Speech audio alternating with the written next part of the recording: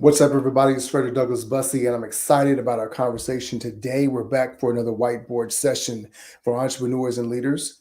I'm Frederick Douglass Bussey. I'm the founder of Icon Status. We help entrepreneurs and leaders turn sandcastles into skyscrapers. And can you tell I'm excited about what we're going to talk about today? We're going to talk about why you may be thinking about making decisions the wrong way and why it's keeping you from getting the outcomes that you really want. Let's get into it.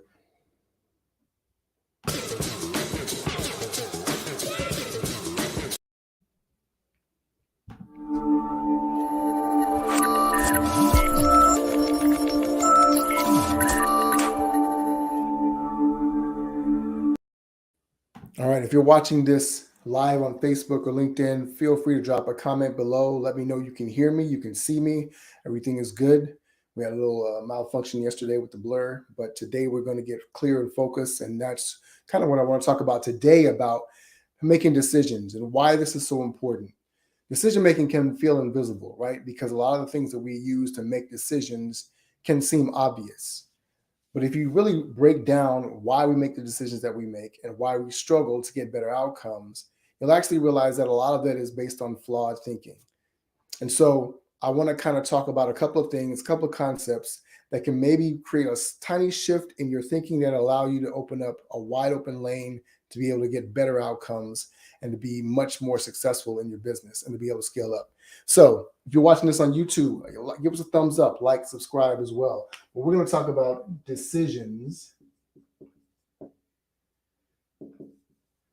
And one of the things that we want to do is think about the fact that decision is basically making a choice, right? And so you have, let's say you have three options, and this is you. You have to decide between these things. What most people want to do is figure out what's the best thing to decide. And then you want to go from there. If you've ever seen a decision tree, then you understand this concept. So a decision tree simply says, software engineers use this when they're creating software, right? And so when you're hacking in, when you're building an application, you're saying there's a protocol they use called if this, then that, right? And so basically, you'll have a series of decisions that is based on other decisions, right? And so people will take a choice here, and then they have to decide which they're going to take, 1, 2, or 3. They're going to go here, and then this leads them off into another direction to make more decisions, right? And so oftentimes people are wandering off in these decision trees without true intent and purpose. Now, why is this so important? For a couple of reasons. One is because we often think of decisions as being arbitrary. These are just certain things that we have to decide. You know, how much are we going to pay somebody? How much are we going to pay for a software or a service? How much time are we going to invest in a certain thing? Which things on our list, on a to-do list, we're going to do first, or whatever the case may be, right? Here is the problem. All right, so let's say you've got a decision and you got an outcome. That's the continuum that you're on. And what most people are trying to do when they're making a decision is they are trying to affect the outcome by the decision, right? Which makes sense. But here's the other thing that we do, which is faulty. We judge the decision by the outcome that we get. So we'll say, if we get a desired outcome, then we say that we made a good decision. And if we get a bad or undesirable outcome, we say we made a bad decision. Here's the thing that throws us off about that, is because you can make a good decision and still get a bad outcome. You can make a bad decision and get a good outcome. You can make a good decision to get a bad outcome. You can make a bad decision to get a good outcome. The outcome is not always determined by the decision. However, here's the thing. That doesn't mean that we are lessened with the responsibility of choosing, especially as entrepreneurs and leaders. We have to make a decision about what we're doing in order to be able to affect the outcome. And so oftentimes what we're doing is that we're moving things on autopilot. We're making decisions habitually that are based on certain things. Think of it this way. Oftentimes, people will choose what they want to eat at a restaurant based on their likes or whatever the case may be. So let's say that you're going out to eat at a restaurant and you want to get, and you just want to be full. I'm hungry. I want to have a good time. I want to eat. So therefore, you're going to pick the things that you like to eat that appeal to your taste buds. You're going to drink what you want to drink, etc. Now, what do people say when they're on a diet? Okay, I'm on a diet. I'm out to eat. Therefore, I need to eat differently because I want a different outcome, right? And so I am trying to lose weight. Therefore, the things that I decide I'm going to eat are going to be different, right? And so we're basing that on that. And very often, what we do in business and in life is that we make the decision the other way. We base it on habits and things that feel good to us or feel normal to us. And what we're not realizing is that many of the things that we are dealing with, many of the decisions that we're confronted with, we make those decisions based on some very flawed thinking, which is this, that we have been conditioned to believe certain things. For instance, that it's best to choose the cheapest thing, or it's best to choose the most expensive thing, or it's best to choose the person that we align with in this way, or it's best to make a decision that we're most comfortable with because of our history or experience. We're choosing someone with the most experience to work with on our team instead of choosing the person that is best aligned with our culture to be able to create the right outcome. And so the outcomes that you want truly are the foundation for being able to pick and make the right decisions going forward from a particular place, right? So how do we think about this a little bit differently then, so that we can make sure that we are getting better outcomes, but also that we're not stuck in the decision making process and trying to spin our wheels? Because here's the thing that hurts us the most is when we don't know what decision is best. In other words, we don't know how to affect the outcome in the way that is optimal for us. When we don't know that, we get stuck here in the middle and we are spinning our wheels, right? So we're just going in circles trying to decide what the best decision should be, right? And so because we can't decide, we actually end up making a decision which is no decision. We decide not to decide, and then we become buffeted by the winds of change. We are basically in a hurricane, and we are at the mercy of the environment, the circumstances that are coming up against us. And so if you want to be able to create a bigger business, if you want to be able to create a more impactful business, if you want to be able to create more momentum in your business, you have to be in charge. You have to be intentional about what you're doing. And so here is the way, the fundamental way, and I learned this part of this from Dan Sullivan, a strategic coach. It got me thinking along this path.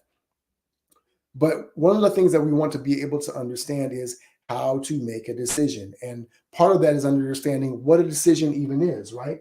So the word decision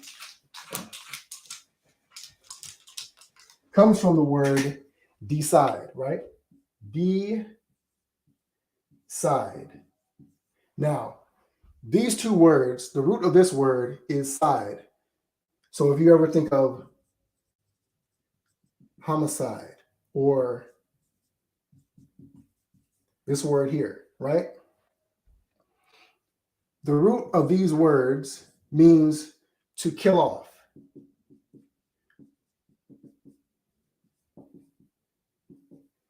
And D simply means between or two. I'm sorry, that's 20, right? So it's a binary factor at play.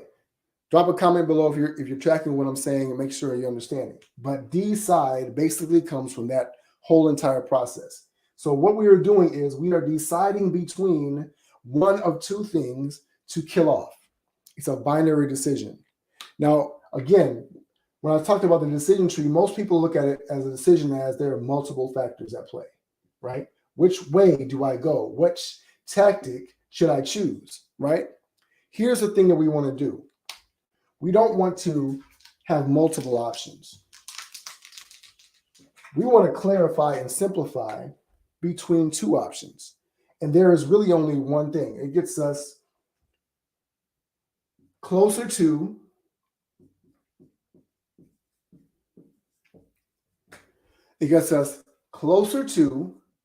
or further away from what we want. So when you are clear on what you want, then you can decide, does this help me to get closer to or further away from what I want? It doesn't mean that you're always going to get closer to or further away from what you want or what you don't want. However, if you're not clear on what that thing is, you cannot make a decision based on the right thing. And therefore, even when you're looking in reverse and you're trying to judge the outcome, judge the decision based on the outcome, what you're really doing is you're saying, I wasn't clear, right? I made a decision that felt most comfortable. I made a decision with the most information. I'll wrap it up. I'll listen up today with this. When I was going to buy a vehicle, you had to buy a new car last week, right? Last year. When I was going to buy a vehicle, I had to think about several factors, right? I had to think about what kind of vehicle, how much I wanted to pay, those types of things. And typically, most people will start with what? They might start with their budget. They might start with the color or style or the make of the vehicle. I want to buy a Mercedes, or I want to buy a Ford, or I want to buy a Ferrari, whatever the case may be, right? They might start with those things. But here's a different way of thinking about it, right? What if you think about what the outcome is that you want? What is the outcome that you want? One of the reasons why I bought the vehicle is because a vehicle that we'd had for a number of years, I was being stubborn. We had paid cash for the vehicle. I just didn't want to buy another car. I was holding out until I felt like I should just be able to buy this new car, cash, or whatever it was that I wanted. But my wife was driving the vehicle, and the vehicle kept basically breaking down. It was getting to a point where it was turning into a dangerous situation, and I was just being stubborn about it. And so I had to choose to look at things a little bit differently. And so one of the primary outcomes was I wanted a vehicle that was safe, and ultimately, because we have been working so hard to get to a position where we are in life right now, I felt like I deserved to reward my wife by having a vehicle that gave her enough luxury, but also enough security, safety, and would be long lasting. Now, there are other factors at play, right? Because size, safety, comfort, peace of mind. She wouldn't have to worry about the car breaking down. All of those things are things at play. So I'm starting thinking about the outcomes of the vehicle that I want for the vehicle, not the features, right? Because the decision that I'm making is not based just on what the features I want. It's not just things that I like. In other words, I'm not just going to the restaurant and I'm buying stuff based on my taste preference. I'm buying things based on a particular outcome that I want to be able to create. I need a certain size. I have 3 kids. We got to be able to put car seats and different things in the trunk and in the cargo area to be able to transport it and go on long trips, vacations, etc. All of those things are coming into play. And so again, it comes to the outcome that I want. Do I want to be able to travel in comfort, enough size so that I can carry everything comfortably? I want to be able to make long trips. So I need something that's going to be comfortable along those long journeys. I need something that's going to be durable and last long enough. And so all those factors are ways that you start to check off the boxes and whittle down your decision, right? And as I'm doing that, I'm able to say, this thing fits my budget or it doesn't, right? So it becomes a binary decision. If I want to pick, for instance, if I want to pick something based on a sedan or SUV, right?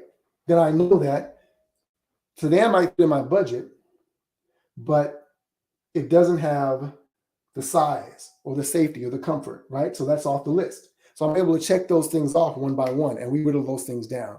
Anyway, the real thing I want to be able to focus on is just understanding that these decisions are binary. And then as we start whittling it down, you start really basing it on the ultimate outcome that you want to be able to create. One last thing that I will share is that a lot of us think about decisions in terms of price. We think about things as I'm willing to pay for this, but I'm not willing to pay for that. And we're thinking about it in terms of how much it costs, right? And when it comes to your business, thinking about cost is relative, because if I am a certain size company spending $100,000 on a particular piece of equipment may make a lot of sense or it may not. But when you're also thinking about the outcome that you want, right? If your goal is to hit X amount of dollars over the year. So let's say you want to go from $50,000 a month to $100,000 a month or more, then the decisions that you make are going to be very different. But ultimately, the goal has to be clear enough so you can say to yourself, this is why I'm making this decision. You may not get there, or you may. But a lot of times we beat ourselves up about the outcome we beat ourselves up about the decision because the outcome was not the thing that we wanted. When in reality, as long as you're making the decisions for the right reasons, chances are you're going to get closer and closer to what you want all the time for a couple of reasons. One, because it gets clear to you what factors really play in, right? I'm not buying a sedan because a sedan doesn't suit my needs. It doesn't get me closer to what I want, right? The other reason is that because now I'm not wavering. I'm not going back and forth and I'm not making decisions that I feel are arbitrary or being thrust upon me. I'm in control. I am moving with intention in my business. And so we want to make sure that we are aligned with that. We want to decide. We want to kill off all other options that do not get us closer to what we want. We want to kill off, decide all other options that don't get us closer to what we want. Get clear on what you want, know why you're making the decision that you're making, and then move forward with power and intention. Hopefully that's been helpful for you. Drop a comment below and let me know what you think about this entire lesson. And if it resonates with you, let me know if you are feeling like you're in the driver's seat when you're making decisions. Are you making decisions for the right reasons, or are you just struggling with the outcomes? And if you're not getting the outcomes that you want, how could changing the way that you make decisions, not necessarily the decisions that you make, but the way that you make those decisions, how could it impact your business? And if you were able to get better outcomes, what would they look like? How would that change your business going forward in the future? Hopefully that's been helpful for you. I appreciate those of you who stopped by. We are here again. I want to remind you, if you're watching on YouTube, like, subscribe, thumbs up, please. If you're watching this in Facebook or LinkedIn, make sure that you drop a comment below, give us a like, share it with those or someone that you know that might find this valuable or helpful as well. And this doesn't just apply to business, right? It applies to life because we're all in the business of making better decisions to get better outcomes with our lives.